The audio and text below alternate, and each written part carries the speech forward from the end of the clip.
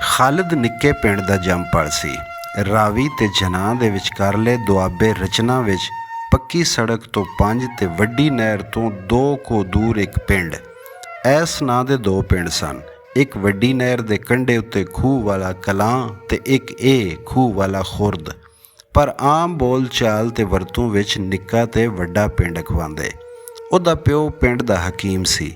3 ਭੈਣ ਭਰਾਵਾਂ ਵਿੱਚੋਂ ਉਹਦਾ ਦੂਜਾ ਨੰਬਰ ਸੀ। ਘਰ ਵਾਲੇ ਮਾਹੌਲ ਨਾਲ ਉਹਨੂੰ ਵਿਚਕਾਰਲਾ ਆਖਦੇ। ਜਦੋਂ ਉਹ ਜੰਮਿਆ, ਇਹ ਪਾਕਿਸਤਾਨ ਬਣਨ ਤੋਂ 9-10 ਵਰ੍ਹੇ ਪਹਿਲਾਂ ਦਾ ਜ਼ਮਾਨਾ ਤੇ ਮਾਹੌਲ ਸੀ। ਦੁਨੀਆ ਦੇ ਵੱਡੇ ਇਬਲੀਸਾਂ ਬੰਦਿਆਂ ਨੂੰ ਵੱਡੀ ਜੰਗ ਦੇ ਆਰੇ ਲਾਇਆ ਹੋਇਆ ਸੀ ਤੇ ਉਹ ਇੱਕ ਦੂਜੇ ਦੇ ਕਲੇਜਿਆਂ ਵਿੱਚ ਗੋਲੀਆਂ ਮਾਰਦੇ, ਤੋਪਾਂ ਟੈਂਕਾਂ ਦੇ ਗੋਲੇ ਸੁੱਟਦੇ ਤੇ ਜਹਾਜ਼ਾਂ ਉੱਤੋਂ ਬੰਬਾਂ ਦਾ ਮੀਂਹ ਵਰਹਾਉਂਦੇ। ਪਰ ਅਜੇ ਐਟਮ ਬੰਬ ਨਾਲ ਲੂਸਣ ਤੇ ਭੜਥਾ ਆਉਣ ਵਾਲੇ ਬੰਦੇ, ਬਾਲ ਤੇ ਜ਼ਨਾਨੀਆਂ ਆਪਣੇ ਆਪਣੇ ਘਰਾਂ ਵਿੱਚ ਸੁਖੀ ਵਸਦੇ ਸਨ। ਉੱਪਰ ਅੱਲਾ ਦਾ ਤੇ ਥੱਲੇ ਗੋਰਿਆਂ ਦਾ ਰਾਜ ਸੀ ਤੇ ਉਸ ਤੋਂ ਥੱਲੇ ਨਿੱਕੇ ਵੱਡੇ ਜਾਗੀਰਦਾਰਾਂ ਤੇ ਜ਼ਮੀਨਦਾਰਾਂ ਦਾ, ਜਿਨ੍ਹਾਂ ਦੇ ਵਡਕੇ ਧੜਵੀਆਂ ਤੇ ਬਾਹਰ ਦੇ ਹਮਲਾਵਰਾਂ ਨਾਲ ਰਲ ਕੇ ਲੁੱਟਮਾਰੀ ਕਰਦੇ ਰਹੇ ਅਤੇ ਖਾਧਾ ਪੀਤਾ ਲਾਏ ਦਾ ਤੇ ਬਾਕੀ ਆਮਦ ਸ਼ਾਏ ਦਾ। ਜਾਂ ਚਾਪਲੂਸੀਆਂ, ਆਪਣੀ ਕੌਮ ਨਾਲ ਗੱਦਾਰੀਆਂ, ਜਾਸੂਸੀਆਂ ਤੇ ਆਜ਼ਾਦੀ ਦੀਆਂ ਤਹਿਰੀਕਾਂ ਦੀਆਂ ਮੁਖਬਰੀਆਂ ਕਰਦੇ ਤੇ ਜੰਗ ਦੇ ਚੱਬੇ ਵਿੱਚ ਡਾਹਣ ਲਈ ਰੰਗਰੂਟਾਂ ਦੀ ਸ਼ਕਲ ਵਿੱਚ ਬੰਦਿਆਂ ਦਾ ਬਾਲਣ ਅਪੜਾ ਕੇ ਇਨਾਮ ਇਕਰਾਮ ਵਿੱਚ ਜ਼ਮੀਨਾਂ ਤੇ ਜਾਗੀਰਾਂ ਪਾਉਂਦੇ ਰਹੇ। ਖੂਹ ਵਾਲਾ ਖੁਰਦ ਤੇ ਕਲਾਂ ਦੇ ਮਲਕ ਤੇ ਚੌਧਰੀ ਵੀ ਸਰਕਾਰ ਦਰਬਾਰ ਦੇ ਵਫਾਦਾਰ ਰਹੇ। ਜਾਗੀਰਾਂ ਤੇ ਹੁਣ ਨਹੀਂ ਰਹੀਆਂ ਸਨ, ਪਰ ਆਕੜ ਤੇ ਆਦਤ ਉਹ ਸੀ। ਕਚਹਿਰੀ ਵਿੱਚ ਝਾੜ ਪੈਂਦੀ ਤਾਂ ਵੀ ਆ ਕੇ ਦੱਸਦੇ ਕੁਰਸੀ ਮਿਲੀ ਸੀ। ਮਲਕਾਂ, ਚੌਧਰੀਆਂ ਤੋਂ ਅੱਡ ਹੋਰ ਵੀ ਕਈ ਜ਼ਾਤਾਂ ਤੇ ਗੋਤਾਂ ਦੇ ਨਿੱਕੀਆਂ ਨਿੱਕੀਆਂ ਮਾਲਕੀਆਂ ਵਾਲੇ ਜ਼ਮੀਨਦਾਰ ਸਨ। ਕਦੀ ਖਾਲਿਦ ਦੇ ਵੱਡ ਵਡੇਰੇ ਵੀ ਵਾਈ ਬੀਜੀ ਕਰਦੇ ਸਨ। 12-13 ਕਿੱਲੇ ਭੋਏ ਸੀ, ਪਰ ਉਹਦੇ ਦਾਦਾ ਜੀ ਦੇ ਵੇਲੇ ਇਹ ਵੀ ਖੁੱਸ ਗਈ। ਉਹਨਾਂ ਦਾ ਨਾਂ ਰੱਬ ਨਵਾਜ਼ ਸੀ। ਉਹ ਆਪਣੇ ਪੜਦਾਦੇ ਵਾਂਗ ਦੁਨੀਆ ਛੱਡ ਕੇ ਫਕੀਰ ਹੋ ਗਏ ਤੇ ਭੋਏ ਮਲਕ ਖੁਸ਼ੀ ਮੁਹੰਮਦ ਦੇ ਨਾਂ ਲਿਖ ਦਿੱਤੀ ਜਾਂ ਉਹਨੇ ਲਿਖਵਾ ਲਈ। ਪਰ ਉਹਦੇ ਅੱਬਾ ਜੀ ਦਾ ਖਿਆਲ ਸੀ ਇਹ ਭੋਏ ਚੰਗੀ ਤੇ ਮਲਕਾਂ ਦੀ ਭੋਏ ਨਾਲ ਲੱਗਵੀਂ ਸੀ। ਉਹਨੇ ਪਿਓ ਦਾਦੇ ਦੇ ਵੇਲੇ ਦਾ ਝੂਠਾ ਸੱਚਾ ਲਾਣਾ ਵਸੂਲ ਕਰਨ ਲਈ ਤੰਗ ਕਰਨਾ ਸ਼ੁਰੂ ਕਰ ਦਿੱਤਾ। ਸਗੋਂ ਇੱਕੋ ਇੱਕ ਪੁੱਤਰ ਨੂੰ ਮਰਵਾ ਦੇਣ ਦੀ ਧਮਕੀ ਵੀ ਦਿੱਤੀ, ਜਿਹਦੇ ਪਾਰੋਂ ਉਹਨਾਂ ਜ਼ਮੀਨ ਬੈਅ ਕਰ ਦਿੱਤੀ ਤੇ ਇਸ ਸਦਮੇ ਨਾਲ ਉਹਨਾਂ ਦੇ ਦਿਮਾਗ ਉੱਤੇ ਅਸਰ ਹੋ ਗਿਆ। ਖਾਲਿਦ ਦੀ ਦਾਦੀ ਤੇ ਉਹਨਾਂ ਦੇ ਪੇਕਿਆਂ ਇਸ ਦਰੋਹ ਉੱਤੇ ਬੜਾ ਰੌਲਾ ਪਾਇਆ, ਪਰ ਮਲਕ ਖੁਸ਼ੀ ਮੁਹੰਮਦ ਡਾਢਾ ਬੰਦਾ ਸੀ। ਉਹਦੇ ਅੱਗੇ ਕੋਈ ਪੇਸ਼ ਨਾ ਗਈ। ਉਹ ਤੇ ਗਿੱਠ ਥਾਂ ਲਈ ਬੰਦਾ ਮਰਵਾ ਦਿੰਦਾ ਸੀ, ਇਹ ਤੇ ਅੱਧਾ ਮੁਰੱਬਾ ਜ਼ਮੀਨ ਸੀ, ਕਿਵੇਂ ਛੱਡ ਦਿੰਦਾ। ਅਖੀਰ ਉਹਨਾਂ ਮੁਕੱਦਮਾ ਕੀਤਾ ਭਈ ਇੱਕ ਅਜਿਹੇ ਬੰਦੇ ਦੀ ਲਿਖਤ ਉੱਤੇ ਇਤਬਾਰ ਨਹੀਂ ਕਰਨਾ ਚਾਹੀਦਾ ਜਿਹਨੂੰ ਆਪਣੇ ਤਨ ਦੀ ਵੀ ਹੋਸ਼ ਨਾ ਹੋਵੇ। ਪਰ ਮਲਕ ਵੀ ਹਰ ਥਾਈਂ ਪਹੁੰਚ ਸੀ। ਗਵਾਹਾਂ ਦਾ ਵੀ ਕੋਈ ਘਾਟਾ ਨਹੀਂ ਸੀ, ਕੁਝ ਨਾ ਬਣਿਆ।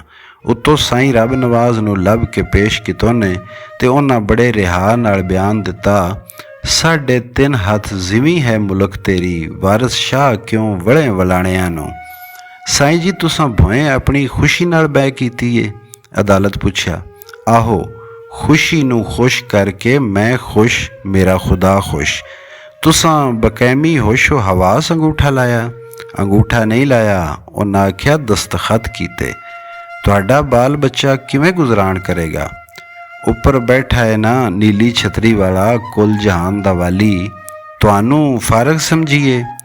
ਉਹ ਹੱਸਣ ਲੱਗ ਪਏ। ਫਿਰ ਗਾਉਂ ਕੇ ਆਖਿਆ, ਭਲਾ ਹੋਇਆ ਗੁੜ ਮੱਖੀਆਂ ਖਾਧਾ, ਅਸੀਂ ਬਿੰਬਣਾ ਤੋਂ ਛੁਟਿਆ ਸੇ। ਮਲਕ ਖੁਸ਼ੀ ਮੁਹੰਮਦ ਆਖਿਆ, ਹਜ਼ੂਰ, ਇਹ ਫਕੀਰਾਂ ਦਰਵੇਸ਼ਾਂ ਦਾ ਖਾਨਦਾਨ ਏ, ਇਹਨਾਂ ਜ਼ਮੀਨ ਕੀ ਕਰਨੀ ਏ? ਇਹ ਅੱਲਾ ਲੋਕ ਤੇ ਬਾਦਸ਼ਾਹ ਬੰਦੇ ਨੇ, ਅਸੀਂ ਇਹਨਾਂ ਦੇ ਦਰ ਦੇ ਗਦਾ। ਇਹਨਾਂ ਦੀ ਤੇ ਇਹਨਾਂ ਦੇ ਬਾਲ ਬੱਚੇ ਦੀ ਸਾਰੀ ਜ਼ਿੰਮੇਦਾਰੀ ਹੁਣ ਮੇਰੀ ਏ। ਉਹਦੇ ਨਾਨਕਿਆਂ ਦੇ ਵਕੀਲ ਬੜਾ ਢਿੱਲ ਲਾਇਆ ਭਈ ਸਾਈਂ ਹੋਰੀ ਹੋਸ਼ ਹਵਾਸ ਵਿੱਚ ਨਹੀਂ, ਪਰ ਅਦਾਲਤ ਮਲਕ ਦੇ ਹੱਕ ਵਿੱਚ ਫੈਸਲਾ ਦਿੱਤਾ। ਸਗੋਂ ਮਲਕ ਦੇ ਇਸ ਜਜ਼ਬੇ ਨੂੰ ਸਲਾਹਿਆ ਭਈ ਉਹਨੇ ਸਾਈਂ ਹੋਰਾਂ ਦਾ ਤੇ ਉਹਨਾਂ ਦੇ ਬਾਲ ਬੱਚੇ ਦੀ ਨਿਗਰਾਨੀ ਦਾ ਜ਼ਿੰਮਾ ਲਿਆ ਏ। ਸਾਈਂ ਰੱਬ ਨਵਾਜ਼ ਨੂੰ ਫੜ ਕੇ ਘਰ ਲਿਆਏ, ਪਰ ਉਹ ਰਾਤ ਨੂੰ ਉੱਠ ਕੇ ਫੇਰ ਟੁਰ ਗਏ। ਦੂਜੇ ਦਿਨ ਪਤਾ ਲੱਗਾ ਟਿੱਬੇ ਵਾਲੀਆਂ ਕਬਰਾਂ ਉੱਤੇ ਬੈਠੇ ਗਾਉਂਦੇ ਤੇ ਜੱਲੀ ਪਾਉਂਦੇ ਪਏ ਨੇ। ਉਹਨਾਂ ਨੂੰ ਫੜ ਕੇ ਲਿਆਉਂਦੇ, ਪਰ ਉਹ ਫੇਰ ਉੱਥੇ ਜਾ ਪਾਉਂਦੇ। ਅਖੀਰ ਉਹਦੇ ਅੱਬਾ ਜੀ ਦੇ ਮਾਮਿਆਂ ਕਬਰਿਸਤਾਨ ਵਿੱਚ ਇੱਕ ਛੱਪਰ ਪਾ ਦਿੱਤਾ। ਖੂਹੀ ਕੱਢ ਦਿੱਤੀ ਤੇ ਉਹਨਾਂ ਉੱਥੇ ਪੱਕਾ ਡੇਰਾ ਲਾ ਲਿਆ। ਕੁਝ ਮਲੰਗ ਛਲੰਗ ਵੀ ਸੂਹ ਕੱਢਦੇ ਆ ਗਏ ਤੇ ਉੱਥੇ ਇੱਕ ਨਵਾਂ ਟਰਾਂਗ ਬਣ ਗਿਆ।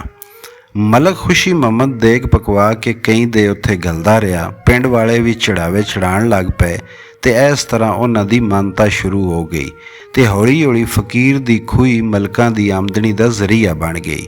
ਕਿਉਂ ਜੇ ਕਬਰਿਸਤਾਨ ਦੀ ਭੋਏ ਉਹਨਾਂ ਦੀ ਮਲਕੀਅਤ ਸੀ।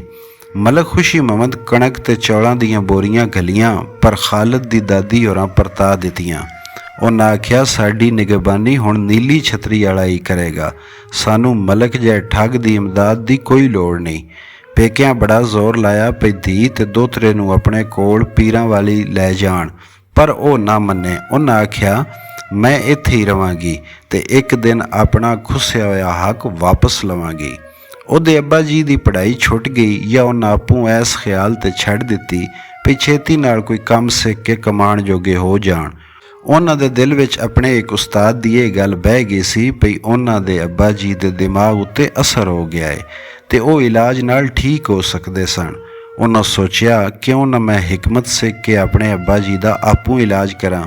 ਇਸ ਤਰ੍ਹਾਂ ਉਹ ਰੋਜ਼ 5 ਕੋ ਸਵੇਲੇ ਤੇ 5 ਕੋ ਸ਼ਾਮੀ ਪੈਦਲ ਟੁਰ ਕੇ ਨਿੱਕੇ ਪਿੰਡ ਪੀਰਾਂ ਵਾਲੀ ਆਪਣੇ ਨਾਨਕੇ ਪਿੰਡ ਜਾਣ ਲੱਗ ਪਏ, ਜਿੱਥੇ ਇੱਕ ਹਕੀਮ ਦੀ ਸ਼ਾਗਿਰਦੀ ਕਰਦੇ ਤੇ ਤਿੱਬ ਪੜ੍ਹਦੇ। ਦੁਪਹਿਰ ਦੀ ਰੋਟੀ ਨਾਨਕੇ ਘਰੋਂ ਖਾਂਦੇ ਪਰ ਰਾਤ ਨੂੰ ਪਰਤ ਆਉਂਦੇ, ਕਿਉਂ ਜੇ ਉਹਨਾਂ ਦੇ ਮਾਂ ਜੀ ਇਕੱਲੇ ਹੁੰਦੇ ਸਨ। ਖਾਲਦ ਦੀ ਦਾਦੀ ਚਰਖਾ ਕੱਤ ਕੇ ਤੇ ਨਲੀਆਂ ਵਟ ਕੇ ਘਰ ਦਾ ਖਰਚ ਪੂਰਾ ਕਰਦੇ, ਪਰ ਮਲਕ ਜਾਂ ਲੋਕਾਂ ਦੀ ਕੋਈ ਇਮਦਾਦ ਕਬੂਲ ਨਾ ਕਰਦੇ। ਪੇਕਿਆਂ ਤੋਂ ਵੀ ਕੁਝ ਨਾ ਲੈਂਦੇ, ਸਗੋਂ ਮਾਲ ਡੰਗਰ ਵੀ ਉਹਨਾਂ ਦੇ ਹਵਾਲੇ ਕਰ ਦਿੱਤੇ ਨੇ। ਸਿਰਫ ਇੱਕ ਲਿਆਰੀ ਮੱਝ ਰੱਖ ਲਈ ਤਾਂ ਜੇ ਦੁੱਧ ਲੱਸੀ ਲਈ ਕਿਸੇ ਅੱਗੇ ਭਾਂਡਾ ਨਾ ਅਡਣਾ ਪਵੇ ਤੇ ਨਿੱਕੀਆਂ ਮੋਟੀਆਂ ਲੋੜਾਂ ਵੀ ਪੂਰੀਆਂ ਆਉਂਦੀਆਂ ਰਹਿਣ। ਉਹਦੇ ਅੱਬਾ ਜੀ 3-4 ਸਾਲਾਂ ਵਿੱਚ ਹਿਕਮਤ ਸਿੱਖ ਲਈ ਤੇ ਘਰ ਦੇ ਬਾਰ-ਬਾਰ ਆਪਣਾ ਮਤਲਬ ਬਣਾ ਕੇ ਲੋਕਾਂ ਨੂੰ ਦਵਾ ਦਾਰੂ ਦੇਣ ਲੱਗ ਪਏ।